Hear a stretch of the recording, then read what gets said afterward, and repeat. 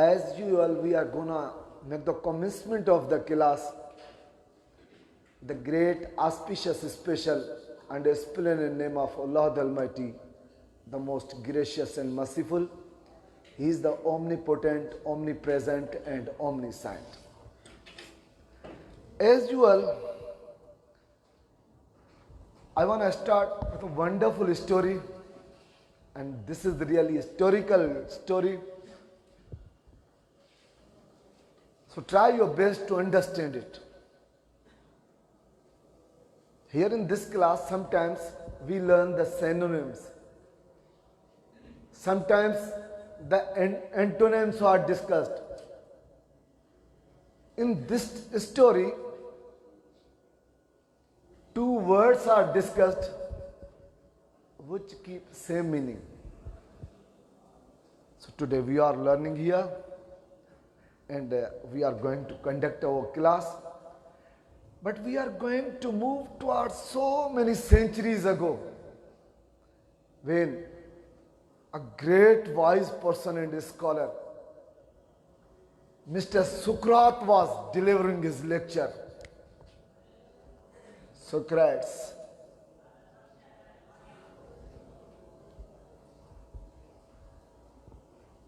He was delivering the lecture. So many participants were present there. So we are going to discuss about that story, that what happened in that class. So once upon, Mr. Socrates was delivering lecture. So many participants were listening to his lectures attentively. Among them, a great and noble participant was, and his name was Alexander the Great. Mr. Socrates was delivering and sharing outstanding ideas, words of wisdom. Each and every person was listening to his ideas and views carefully and attentively. While listening the lecture and words of wisdom, suddenly a participant raised his hand. Sir, yes, mister. And that participant was Mr. Alexander the Great. He raised the hand, asked the question, sir, a question has arisen in my mind. Would you like to reply me? Yes, mister, what is your question? Mr. Socrates said, sir, would you like to tell me the difference between like and love? Sir, would you like to tell me the difference between like and...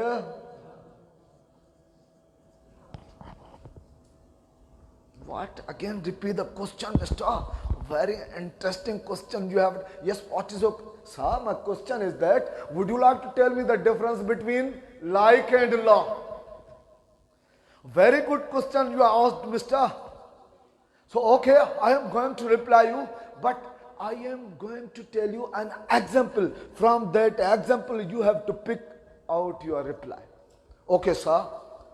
So, Mr. Alexander, listen. If you like any flower, you just pluck it and smell it and feel its fragrance, the depth of heart and soul, because you like it. If you like any flower, you just pluck it and smell it, feel its fragrance. But if you love any flower, you can never dare to pluck it. You just water that plant daily. This is the difference between like and love. It means if you love any flower, you just pluck and smell it because you have liked it. But if you love any flower, you can never pluck it. You just water that plant daily. You would feel and you would see that how the flower is blooming there. How is the plant is green there.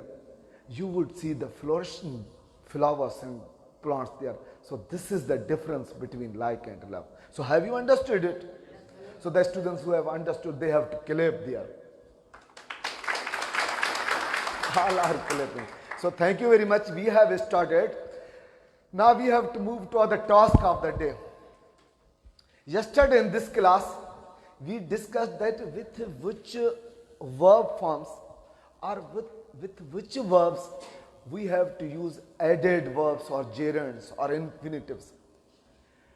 Today again the central idea is a verb, because since the very first day we are discussing here about the verb and the subjects.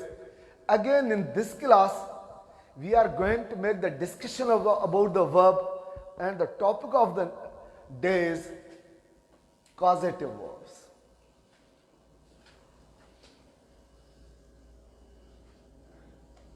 There are so many causative verbs, but some important causative verbs would be discussed here in this class today. सब खां पहिरीं बाबू पाणनि खे causative verb समझणो आहे त causative चइबो छा किया. When a subject gets something done is called causatives. जी बाबू जॾहिं को सब्जेक्ट को एक्शन पाण न करे पर उहो वरी ॿिए खे चए त हीउ एक्शन करे छॾ, हीउ कमु कर, उन महिल उन सेंटेंस में उहो वर्ब कॉज़ेटिव सॾिबो. ॾिसो मां थो चवां भाउ दरवाज़ो खोल, ओपन द डोर, दरी बंदि, क्लोज़ द विंडो, कंप्यूटर हलाओ, ऑपरेट द कंप्यूटर. इहे कॉज़ेटिव न आहिनि.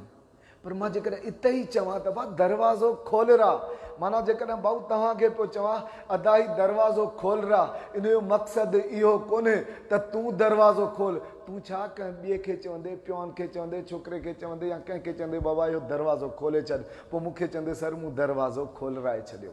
दरवाज़ो खोल रा, दरी बंदि करा, कंप्यूटर हल रा, पंखो बंदि करा, बल्ब ॿारा, मोटर बंदि कर, चवंदा आहियूं न इहे सेंटेंस. त इहे इम्परेटिव आहिनि पंहिंजी जाते, पर इम्परेटिव मीन जो जेको सेंस आहे त इनखे जेके चइबो आहे कॉज़ेटिव वर्ब चइबो आहे. छा चइबो आहे बाबू? कॉज़ेटिव. हाणे इन जी पहिरीं त इम्परेटिव जी इंग्लिश कीअं थींदी? बाबा दरवाज़ो खोल, ओपन द डोर, पर दरवाज़ो खोल रा. Is there anybody who may say that, sir, I am going to tell you the reply of that question. दरवाज़ो खोल रा. Yes, mister, please. So, Mr. Khadim Hussain has replied. So, clapping for him. Very nice. Get the door. Get the door opened. हाणे अचो त हिन formation ते discuss कयूं त हिन छा असांखे ॿुधायो ऐं असांखे टेस्ट जे हवाले सां कीअं क्वेश्चन अची सघो था. जॾहिं बि कॉज़ेटिव सेंटेंस जो इम्परेटिव सेंटेंस हूंदो उन में पहिरीं गेट लॻंदी. गेट खां पोइ प्लस ऑब्जेक्ट, माना उन शइ जो नालो हूंदो प्लस ऑब्जेक्ट यूज़ कंदासीं. ऑब्जेक्ट खां पोइ असां वर्ब थर्ड फॉर्म यूज़ कंदासीं. Gate plus object plus verb third form. जॾहिं अहिड़े क़िस्म जा सेंटेंस हुजनि त इहे रिलेटेड छा सां आहिनि? कॉज़ेटिव सेंटेंस जो कहिड़ो सेंटेंस आहे? Imperative. Get the door opened, दरी बंदि करा, गेट द विंडो क्लोज्ड. पंखो हल रा, हाणे चवां पंखो हला, स्विच ऑन द फैन, पर पंखो हल रा, गेट द फैन स्विच्ड रा. ही कमरो साफ़ करा, गेट द रूम क्लीन्ड. कुर्सियूं सेट करा, गेट द चेयर्स सेट. त जॾहिं बि अहिड़े क़िस्म जा सेंटेंस हूंदा इम्परेटिव त गेट हिन जो मेन जेको वर्ब हूंदो गेट, गेट खां पोइ असां ऑब्जेक्ट ॾींदासीं ऐं उन खां पोइ वर्ब थर्ड फॉर्म यूज़ करे छॾींदासीं. टेस्टुनि में क्वेश्चन ईंदा आहिनि. गेट प्लस ऑब्जेक्ट ॾींदो हूंदो, गेट द डोर ऑब्जेक्ट अॻियां वर्ब जो फॉर्म ॾिनल. हाणे ओपन यूज़ थिए, ओपन्स, ओपनड, ओपनिंग.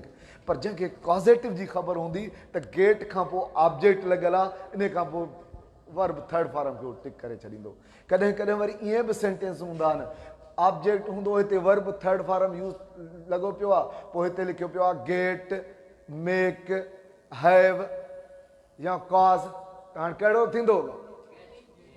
गेट खे असां छॾींदासीं, छो त इहो कहिड़ो सेंटेंस आहे? कॉज़ेटिव. कॉज़ेटिव सेंटेंस जी फॉर्मेशन इहा असर्टिव सेंटेंस, माना जंहिंमें हुकुम थियल हुजे उन लिहाज़ खां ऑर्डर में gate plus object plus verb third form. हाँ इन में प्रोहिबिशन थी सके थी, मन थी सके बाबा दरवाज़ो न खोल रहा, केर तो ॿुधाए बाबा असांखे दरवाज़ो न खोल रहा, बिल्कुलु सही। जीअं नॉर्मल इम्परेटिव खे असां प्रोहिबिशन में कन्वर्ट कंदा आहियूं, अॻियां डोंट लॻाए छॾियो, don't get the door open, दरवाज़ो ज़रूर खोल रहा, वेल रियली ग्रेट, अॻियां डू लॻाए छॾींदासीं। जेको इम्परेटिव सेंटेंस जो असां इम्फेटिक कंदा आहियूं उन में एक्सोटेशन आणींदा आहियूं त उन में वर्ब जे फर्स्ट फॉर्म खां असां पहिरीं डू लॻाए छॾींदा आहियूं। अब दरवाज़ो खोल, open the door, normal imperative, पर ज़रूर दरवाज़ो खोल, डू ओपन द डोर, सही आहे बाबू। त हिन में असां नेवर यूज़ करे सघूं था, डू यूज़ करे सघूं था, डोंट यूज़ करे सघूं था, प्लीज़ यूज़ करे सघूं था, काइंडली यूज़ करे सघूं था, अॻियां कहिड़ा बि लफ़्ज़ यूज़ करे सघूं था जंहिंजी ज़रूरत हुजे। पर हिन जेको मेन वर्ब ऐं फोकस आहे गेट प्लस जॾहिं ऑब्जेक्ट हुजे त असांजे ज़हन में हुजे त वर्ब थर्ड फॉर्म यूज़ करिणो आहे, सही आहे बाबू। त मूं चयो असांजो सेंट्रल आइडिया जेसि ताईं क्लास जो हले पियो अॼु ताईं उहो कहिड़ो आहे, वर्ब पियो हले। सो अॼु बि असां वरी डिस्कस छा ते पिया कयूं त इहो रिलेटेड छा सां पॉज़िटिव सेंटेंस सां। हिते कुझु मूं फॉर्मेशन्स लिखियूं आहिनि, हाणे अचो त मूव था कयूं टेंसिस या यूज़ेजनि ॾांहुं। हिते लिखियो आहे indirect subject make direct subject verb first form plus object, हिकिड़ी मूं फॉर्मेशन लिखी आहे ऐं मूं छो लिखी आहे मां तोखे ॿुधाइणु चाहियां पियो। हीअ त इम्परेटिव सेंटेंस थियो, हुक्मी सेंटेंस, हुकुम थियो, पर इहो साॻियो सेंटेंस जेकॾहिं कंहिं टेंस में हुजे त बाबा असलम पंहिंजी वाच मिस्त्रीअ खां ठहराए थो, असलम पंहिंजी वाच कंहिंखां थो ठहराए, मिस्त्रीअ खां। हाणे असलम पाण कोन थो ठाहे, ठहराए थो मिस्त्री। हाणे हिन में हिते हिकिड़ो लिखियलु आहे इनडायरेक्ट सब्जेक्ट। इनडायरेक्ट सब्जेक्ट उहो आहे जेको एक्शन पाण न करे सेंटेंस में, न असलम पंहिंजी वाच मिस्त्रीअ खां ठहराए थो, जेको एक्शन कंदो पियो, कमु कंदो पियो, उहो डायरेक्ट सब्जेक्ट आहे, जेको एक्शन न कंदो उहो वरी इनडायरेक्ट सब्जेक्ट आहे। हाणे असलम थो वाच ठाहे या मिस्त्री थो ठाहे, मिस्त्री थो ठाहे, मिस्त्री थो, ऐं असलम सिर्फ़ु ऑर्डर थो करे बाबा ही वाच। सो असलम इनडायरेक्ट सब्जेक्ट थियो। सेंटेंस कहिड़े टेंस जो आहे, असलम पंहिंजी वाच मिस्त्रीअ खां ठहराए थो, कहिड़ो टेंस आहे, प्रेज़ेंट सिंपल टेंस। साॻियो अंदाज़ प्रेज़ेंट सिंपल जा जेको जेकॾहिं असां थर्ड पर्सन सिंगुलर सां वर्ब में एस या एस मिलाईंदा आहियूं त उहो साॻियो अंदाज़, साॻियो वर्ब जो कमु ई मेक कंदो। जे वर्ब में एस एस जो इज़ाफ़ो या एस में लॻाईंदासीं, जे कंहिं टेंस में असांखे इंग फॉर्म जी ज़रूरत हूंदी मेकिंग कंदासीं, थर्ड फॉर्म जी ज़रूरत हूंदी मेड लॻाईंदासीं, सेकेंड फॉर्म जी ज़रूरत हूंदी मेड लॻाईंदासीं, फ्यूचर में ज़रूरत हूंदी विल शल खां पोइ असां मेक लॻाईंदासीं, केन खां पोइ मेक लॻाईंदासीं, शुड हैव खां पोइ थर्ड फॉर्म लॻाईंदासीं। जंहिं बि टेंस जी, जंहिं बि यूज़ेज जी जेका बि ज़रूरत हूंदी उहा ई मेक पूरी कंदो। पर मेक थो चए मूंखां पोइ अचे डायरेक्ट सब्जेक्ट, छा चए, तंहिंजे करे असलम सां प्रेज़ेंट सिंपल मूं चयो न, असलम मिस्त्रीअ खां वाच ठहराए थो, त हिते छा लॻंदो, मैक्स। ऐं उन ॾींहुं कंहिं क्वेश्चन कयो क्लास खां बाद में वियासीं बि सर, पोइ त तव्हां पिया चओ एस ई एस, पोइ कहिड़नि सां एस लॻंदी कहिड़नि सां ई एस। बाबू जेकी वर्ब तव्हां सिंगुलर प्लूरल जो जेकॾहिं उसूल पढ़ो त अहिड़ा लफ़्ज़ नाउन जिन जे आख़िर में छा हुजे, जिन जे आख़िर में एस अचे, जिन जे आख़िर में ओ अचे, जिन जे आख़िर में एस एच अचे, जिन जे आख़िर में सी एच अचे, जिन जे आख़िर में एक्स अचे, उन्हनि खे प्लूरल बणाइण लाइ ई एस लॻाईंदा आहिनि। इहो पढ़ियो आहे तव्हां उसूल? त उहे त नाउन खे प्लूरल बणाइण लाइ, पर जेकॾहिं वर्ब में एस ई एस रखण जो फार्मूलो ज़हन में आणणो आहे त इहो ई साॻियो फार्मूलो आहे। अहिड़ा वर्ब जिन जे आख़िर में ही लफ़्ज़ अचनि vex, V E X verb, V E X, हिते V E X vex, reach R E A C H, brush B R U S H, go G O, ऐं ही लफ़्ज़ पहिरियों कहिड़ो लिखियोसीं, S, teas T E A S. ही लफ़्ज़ छा ते, ही छा ते वर्ब ख़तम थियो आहे, एस ते, ही छा ते ओ ते, ही छा ते एस एच ते, ही छा ते सी एच ते, ही छा ते एक्स ते। त अहिड़ा वर्ब जिन जो इख्तिताम, जिन जी पछाड़ी ऐं इंतिहा इन्हनि लेटर्स ते थिए, उन्हनि में असां छा वधाईंदासीं? S E S. सवाल कयूं न त बाबा सर किथे एस? हाणे इन लफ़्ज़नि में असां अहिड़ा जिन जी इख्तिताम ऐं पछाड़ी इन्हनि लेटर्स ते थिए, असां उन्हनि में ई एस लॻाईंदासीं, बाक़ी ॿियनि में सिर्फ़ु एस।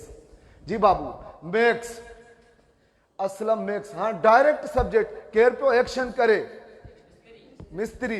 मिस्त्रीअ खे वॉच मेकर चइबो आहे न। असलम मेक्स द वॉच, वॉचनि जे मिस्त्रीअ खे वॉच मेकर चइबो आहे। ठीकु आहे बाबा। Aslam makes the watch maker. घड़ी ठाहिण लाइ कहिड़ो वर्ब यूज़ कयूं? रिपेयर, घड़ी ठाहिण। ठीकु आहे, रिपेयर वर्ब जो फर्स्ट फॉर्म। हाणे हिते यादि कजो ॻाल्हि, Aslam makes the watch maker repair his watch, object लॻायोसीं।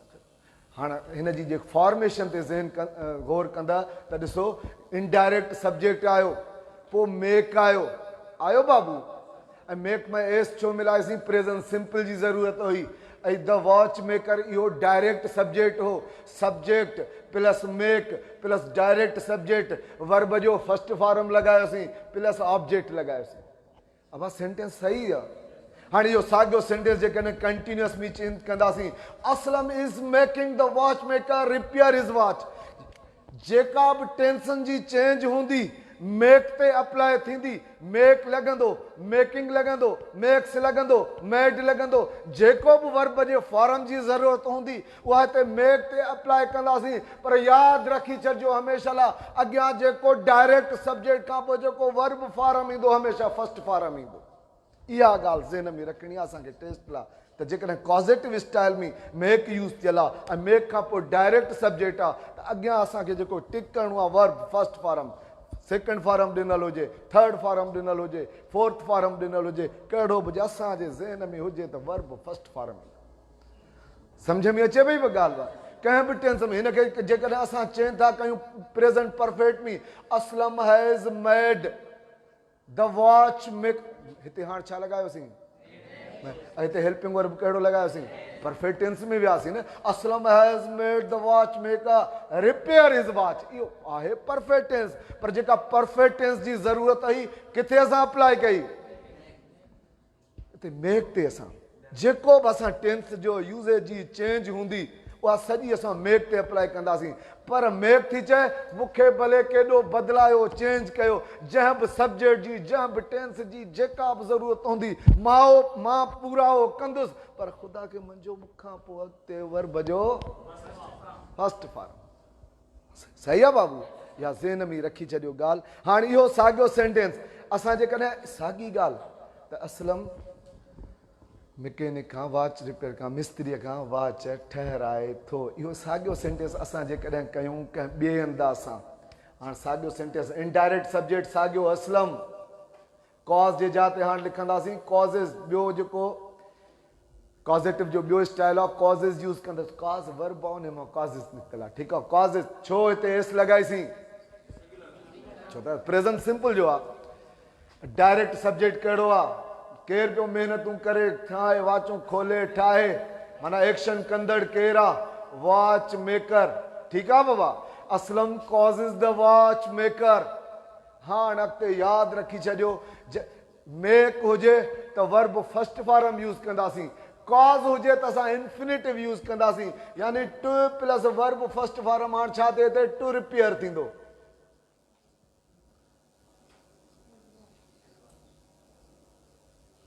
हाँ सेंटेंस बणिजी वियो। ॿी फॉर्मेशन सॼी साॻी रहंदी। मेक जे जाते कॉज़ यूज़ कंदासीं ऐं वर्ब फर्स्ट फॉर्म जे जाते हिते वर्ब इंफिनिटिव टू वारो वर्ब यूज़ कंदासीं। बसि इहा चेंजिंग थी वई। कॉज़िस जो साॻियो ऐलान, साॻी अनाउंसमेंट। त बाबू जंहिं बि टेंस जी, जंहिं बि यूज़ेज जी, जंहिं बि सब्जेक्ट जे लिहाज़ खां, सिंगुलर प्लूरल जे लिहाज़ खां जेका बि ज़रूरत हुजे मां पूरा कंदुसि। मुंहिंजो वर्ब जो फॉर्म अप्लाई कजो, पर मुखां पोइ जेको डायरेक्ट सब्जेक्ट ईंदो उन खां पोइ जेको ही वर्ब हुजे जेको इन्फिनिटिव उहा कॉन्स्टेंट रखिजो कंहिं बि टेंस में कंहिं बि यूज़ेज में। हाणे मिसाल तौर इहो साॻियो sentence Aslam causes the watch maker to repair his watch. हाणे जॾहिं हिते कॉज़ आयो त हिते छा अची वियो टू रिपेयर, हिते मेक आयो त हिते छा अची वियो। सम्झ में अचे पई ॻाल्हि अलाए न, माना कॉज़ ईंदो त हिते वर्ब जो टू वारो फॉर्म ईंदो, मेक ईंदो त वर्ब फर्स्ट फॉर्म। सही आहे बाबू। हाणे सेंटेंस चेंज था कयूं कंहिं चलो असां ही सेंटेंस चेंज कयो अथऊं पास्ट कंटिन्यूअस में Aslam was causing the watch maker. Aslam was छो मूं लॻाई पास्ट कंटिन्यूअस, कॉज़िंग मूं छो लॻाई मां थोरो टेस्ट कयां न त जेको पढ़ाए चुको आहियूं या जेको तव्हांखे इंफॉर्मेशन आहे या न जी बा Aslam was causing the watch maker. Option अची विया रिपेयर टू रिपेयर रिपेयर्ड हिज वॉच। जी बाबू कहिड़ो ऑप्शन सही आहे टू रिपेयर। कॉज़ असांजे ज़हन में असांखे पक थी वई हिते छा लॻंदो टू वारो फॉर्म। सम्झ में अचे पई ॻाल्हि। साॻियो सेंटेंस हाणे इहो स्टाइल थियो वरी थोरो चेंज आहे ज़रूरु। इहो साॻियो सेंटेंस असां खणी वञूं हाणे गेट सां मुख़्तलिफ़ स्टाइल आहिनि ॿिया बि लफ़्ज़ आहिनि पर जेका मेन वर्ब पाण अॼु डिस्कस कयूं पिया। चलो अॻिते आहे इनडायरेक्ट सब्जेक्ट साॻियो। हाणे इनडायरेक्ट सब्जेक्ट कहिड़ो आहे असलम। हाणे गेट प्रेज़ेंट सिंपल आहे असलम मिस्त्रीअ खां वाच ठहराए थो इहो ई आहे न सेंटेंस। छा लॻायां गेट गेट्स गेट्स ऑब्जेक्ट। हाणे थो चए हिते थोरी डिफरेंस आहे। जॾहिं गेट लॻे चए थो मेक खां पोइ डायरेक्ट सब्जेक्ट आहे, कास खां पोइ डायरेक्ट सब्जेक्ट आहे, पर गेट खां पोइ चए थो ऑब्जेक्ट खणी अचो।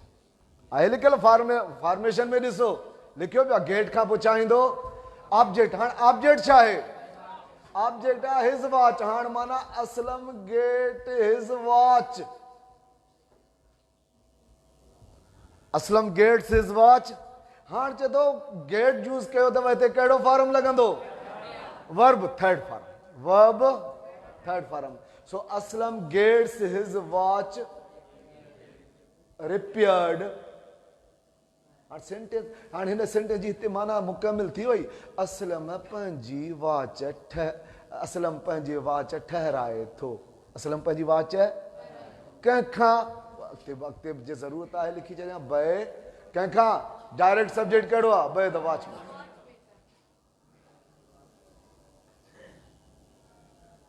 साॻे नमूने गेट जो बि साॻियो ऐलान साॻियो जुनूनी अंदाज़ साॻे जज़्बनि जी जोलानी। गेट बि उन्हनि वांगुरु अनाउंसमेंट थो करे त मां गेट कॉज़ेटिव में जेकॾहिं हिन अंदाज़ सां यूज़ थियां जंहिं बि सब्जेक्ट सां जंहिं बि टेंस में जंहिं बि यूज़ेज में जिते बि जॾहिं बि यूज़ कयो त यादि रखी छॾियो मुंहिंजी जेका बि सूरत खपे फर्स्ट फॉर्म खपे सेकेंड थर्ड फोर्थ जंहिं बि टेंस यूज़ेज जी जेका बि ज़रूरत हुजे उहा ज़रूरत मां पूराओ कंदुसि मां उते अप्लाई थींदुसि मां यूज़ थींदुसि मूंखे उन अंदाज़ सां लिखियो वञे। पर यादि रखियो मूंखां पोइ हिते ऑब्जेक्ट ॾेई वर्ब जो थर्ड फॉर्म मेक थो चए मूंखां पोइ कास थो चए ऐं गेट छा थो चए पर चेंजिंग आहे ज़रूरु। मेक ऐं कास खां पोइ डायरेक्ट सब्जेक्ट ईंदो ऐं गेट खां पोइ ऑब्जेक्ट ईंदो। सम्झ में अचे पई ऐं वर्ब जो कहिड़ो फॉर्म ईंदो। हा चए थो हाणे हिनखे चेंज था कयूं Aslam Aslam has been getting कहिड़े टेंस ॾे वञा पियो हो well done. I am really happy and satisfied that such kind of students are in front of me who are really familiar and well known about the tenses as well as the English too. So Aslam gets his watch. Aslam has been has been sa verb jo kado form lagaya third form perfect tenses में भी आसी ना तो हाँ getting लगंदी Aslam has been getting his watch repaired छा constant छे माना ही जेका मेक हिते चेंज थींदी रहंदी कॉज़ेटिव में मेक चेंज थींदी रहंदी वर्ब फर्स्ट फॉर्म कांस्टेंट रहंदो कास चेंज थींदी रहंदी वर्ब इन्फिनिटिव कांस्टेंट रहंदो गेट चेंज थींदी रहंदी वर्ब थर्ड फॉर्म कांस्टेंट रहंदो। अरे मैथ पिया पढ़ूं या न कांस्टेंट हा जे अमेथ वांगुरु फार्मूला आहिनि ॾाढा ज़बरदस्त। जेकॾहिं इंग्लिश खे सही ॿुधो दिलि सां होर सां पढ़ो न, सच ॿुधायो इंग्लिश में बि लाजवाब फार्मूला लॻा पिया आहिनि। रुॻो फार्मूला जे अंदाज़ में ॾिसो, मुंहिंजी कोशिशि इहा हूंदी आहे त तव्हांखे ही लॉजिक सां हिकिड़ो वे सां तरीक़े सां उन अंदाज़ सां सम्झायूं त असांजी टेस्ट में जंहिं क़िस्म जा क्वेश्चन अची वञनि असांखे सॉल्व कयूं। हिते ॾिसो तव्हांखां एतिरी प्रैक्टिस वग़ैरह कोन था करायूं, या तव्हांखे एतिरो घणो बाबा हेतिरा लिखो वे ही फेर कयो ही लिखी अचो हीअं इन, सिर्फ़ु लॉजिक हिकिड़ो वे बाबा ही हिते त ही कयो, हिते ही कयो, हिते ही कयो। सम्झ में अचे पई न ॻाल्हि? सिर्फ़ु इन करे असांखे लॉजिक हिकिड़ो ज़हन में हुजे, हिकिड़ो तरीक़ो मेथड अचे, असां हिते कुझु ॿुधी वञूं, सिखी वञूं, इन ते घर वरी एतिरी वञी महिनत कयूं त इनशाला इहे शयूं ज़हन में वेही वेंदियूं। पोइ सिर्फ़ु इन टेस्ट लाइ न, हमेशह लाइ इनशाला इहे शयूं तव्हांखे कम इस्तेमालु थियूं। जी बाबू, Aslam gets his watch repaired by the watch maker. अॻिते गेट जे ग्रुप जो हिकिड़ो ॿियो लफ़्ज़ पियो हिते हैव अचे, माना ही एक्टिव स्टाइल सम्झो ॿई थी विया, ही सम्झो त पैसिव स्टाइल थियो, वर्ब थर्ड फॉर्म भई पई लॻे, पैसिव स्टाइल थियो। चए थो गेट्स खां पोइ हिते हैव लॻो पियो आहे। हाणे यादि रखी छॾियो त इनडायरेक्ट सब्जेक्ट साॻियो ईंदो असलम। हाणे हैव खां थोरी को हैव्स लॻाईंदासीं, छो त हैव खे वरी जेकॾहिं एस लॻाईंदासीं त उनजो वरी उहो फॉर्म आहे पाण हैज़ लॻाए छॾींदासीं। छाजे करे? गेट्स आहे, ॾिसो हिते मेक्स आहे, हिते कॉज़िस आहे, हिते गेट्स आहे, त हिते छा लॻायो अथई? हैज़, सिंगुलर सां। I have, we have, you have, they have, पर ही शी इट को सिंगुलर नेम त हैज़ लॻाईंदासीं। हैज़ वरी ऑब्जेक्ट साॻियो, ही साॻियो गेट वारे अंदाज़ सां आहे, साॻियो वर्ब ऑब्जेक्ट साॻियो। Aslam has his watch, Aslam has his watch, verb जो कहिड़ो फॉर्म हिते बि? Repaired by the watch maker.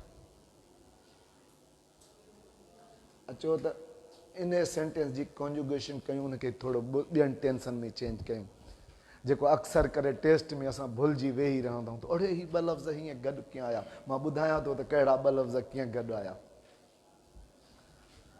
जी बाबू, असलम हैज़। हाणे अचो त हिननि खे निगेटिव थोरो करे मां टेस्ट कयां, थोरो निगेटिव थो हिन सेंटेंस खे थो कयां। असलम डज़ नॉट मेक, सही, पोइ अॻिते सेंटेंस साॻियो।